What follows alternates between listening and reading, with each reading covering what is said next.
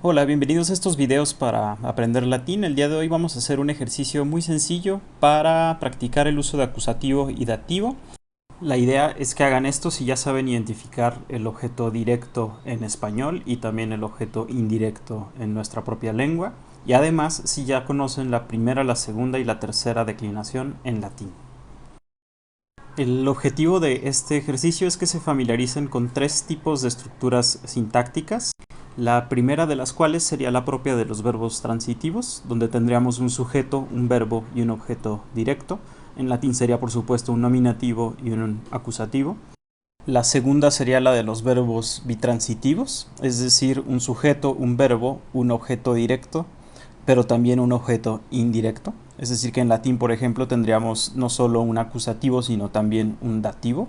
Y la tercera es la de los verbos intransitivos, donde tendemos a tener un objeto indirecto, en latín dativo, y un sujeto, que por supuesto será un nominativo. Pero como para explicar estas cosas siempre es mejor salir de lo teórico y descender a los ejemplos. Veámoslo directamente en un ejemplo en español y luego el ejercicio consiste en hacer lo mismo pero en latín.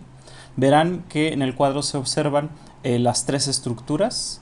En la parte de arriba, por ejemplo, la primera estructura sería la de los verbos transitivos. Tenemos un sujeto, al centro un verbo y un objeto directo. Lo que quiero que traten de imaginar es que tomemos una palabra, digamos, al azar de las que nosotros tenemos ahí y tratemos de generar frases que tengan sentido, por ejemplo, para empezar en español. Hagamos unos ejemplos para que se entienda lo que estoy diciendo. Por ejemplo, podemos tomar el primer sustantivo que aparece ahí, los padres. Tomemos un verbo al azar. Los padres observan, que este es el penúltimo que aparece ahí, por supuesto yo lo conjugo. Los padres observan, por ejemplo, al gato.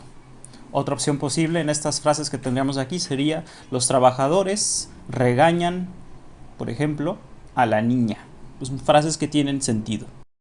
Observen entonces que estos verbos que tenemos aquí permiten un objeto directo y en la medida que lo hacen los conocemos como verbos transitivos. Por supuesto en latín la columna del lado derecho estará en acusativo.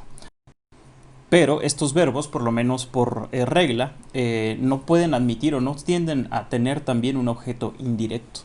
Hay verbos específicos que son los que sí admiten tanto un objeto directo como un indirecto, y esos verbos los llamamos generalmente como bitransitivos, que tienen esta cualidad. Ejemplos de estos verbos los tenemos en la segunda estructura. Algunos que se me ocurren, así tomando palabras al azar, sería: un amigo muy inteligente le dejó muchas cosas al maestro. O bien, los ladrones les quitaron las casas, por ejemplo, a los hijos. Y por último, la tercera estructura es propia de los verbos intransitivos, que por definición no admiten un objeto directo. En latín no admitirían un acusativo, y sin embargo son capaces de tener un objeto indirecto, es decir, un dativo. De hecho es muy frecuente que lo tengan. Un ejemplo sería: a nosotros nos urgen los documentos.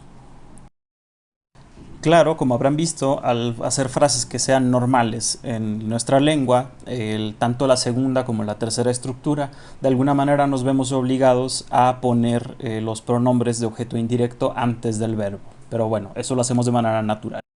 Y la idea del ejercicio es que tratemos de hacer lo mismo, pero en latín, con frases que tengan sentido para las tres estructuras. Por ejemplo, tomando la primera estructura, yo podría hacer la frase: pater filiam audit. El padre escucha a la hija. O bien, mulieres libros capiunt. Las mujeres toman o cogen los libros. Como verán, se trata de hacer frases que gramaticalmente estén bien hechas, y para eso significa que vamos a tener que declinar adecuadamente las palabras.